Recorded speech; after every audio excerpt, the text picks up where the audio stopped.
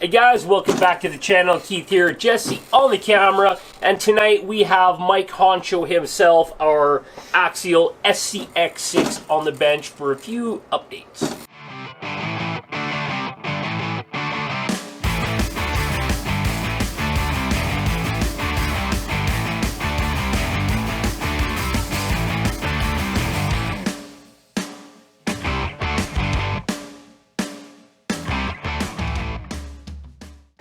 Okay guys, so a couple updates we want to do to our SCX6 Honcho is chop this cage off on the back, remove the spare tire. We find it is kind of holding us up, giving us some extra weight we don't need to be carrying. We're doing a lot of vertical and big climbs with this guy, so we're going to strip out some weight. We're going to keep the Jeep more trail orientated, a full package. We might add a roof rack and crap like that, but we're going to trim this guy out.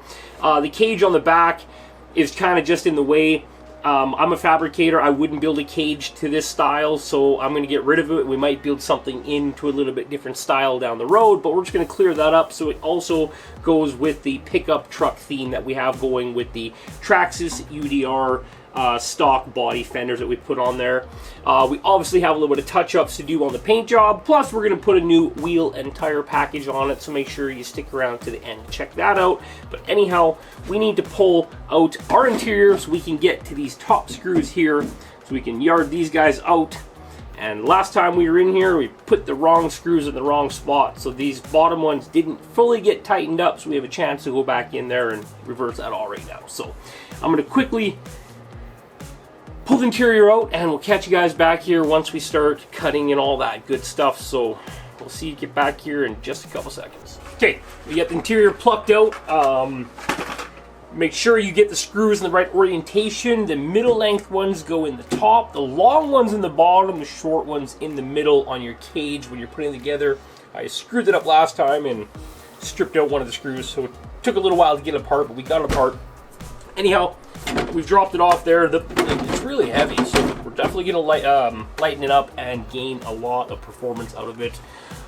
We're just going to leave the top mounts as they are, so if we do want to replace the cage or something down the road or build from that, it'd be really easy to do. So we're just going to disconnect that and chop that off there.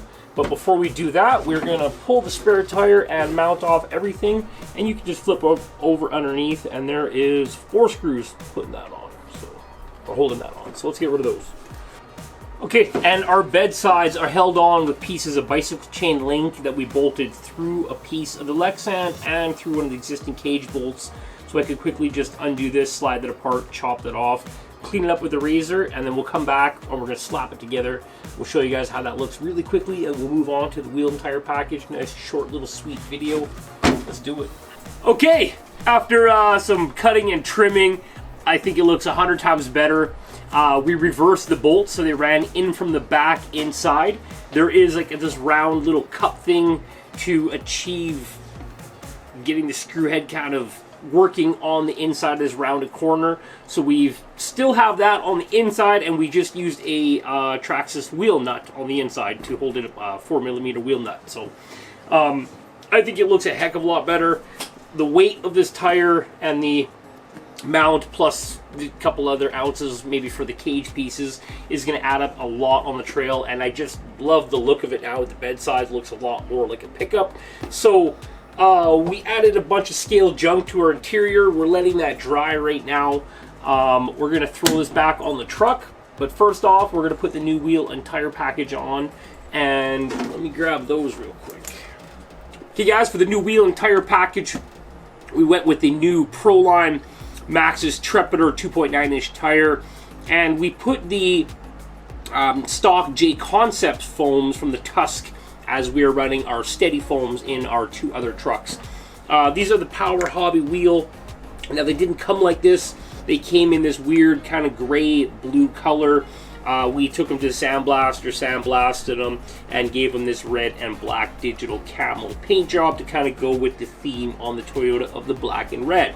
Of course, we did them, so we think they look fantastic, but everybody's open to their own opinion.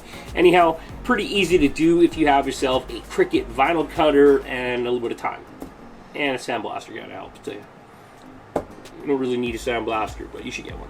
Anyhow, we're going to throw these on the truck. We're going to throw the body on the truck. We'll be back here in a few seconds to wrap up this video.